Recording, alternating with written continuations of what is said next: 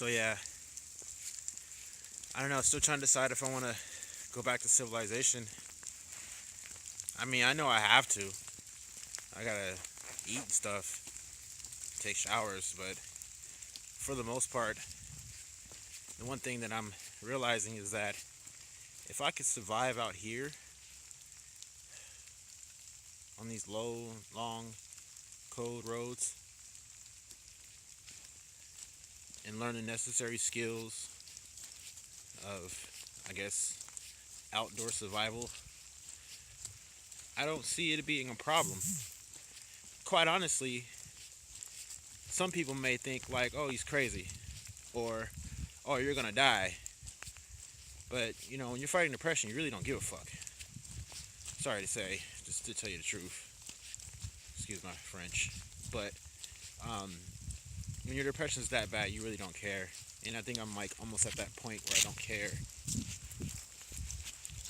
I mean, I care, but it's just I don't know. I guess the city life is fun, but it gets boring. It gets very boring. And the one thing I'm noticing is that out here, it says very quiet. I usually don't get bothered.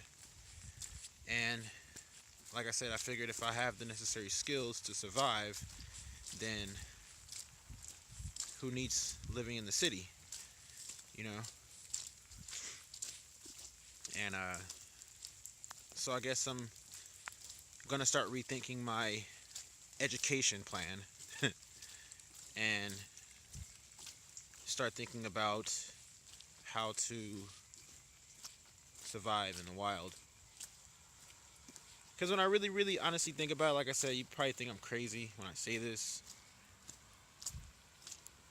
But you might like city life. I thought I did, but I don't. I grew up in it. I was raised in it. I was born in a hospital, raised in the city all my life. But I realized I don't. I don't like it. And that this is almost like an adventure. I don't know how many people still like adventures. But this whole survival thing, when I really thought about it, it started out as just like, let me see if this helps with depression. And then I realized staying out here, surviving for a night or two, seems a little scary. It does. But like I said, when you're on the verge of, you know, not caring anymore about civilization and the things that go on in there, this is pretty cool because when you're out here, it's all you have to worry about is eating and staying dry. And which right now I'm freaking wet, but it's okay. But that's not hard if you know what to do.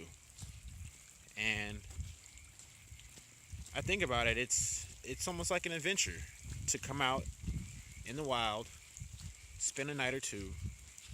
Maybe I might get good enough to spend a week.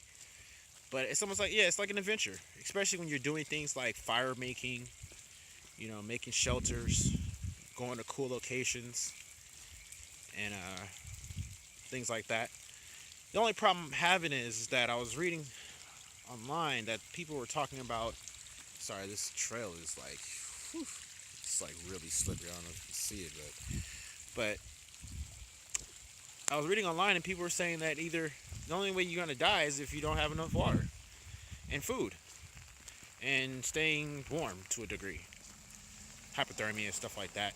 So I said, okay, well, fine. If I take care of water, I can last what they say is 3 weeks. I think according to the scientist, they said they last 3 weeks on water, and that you can last.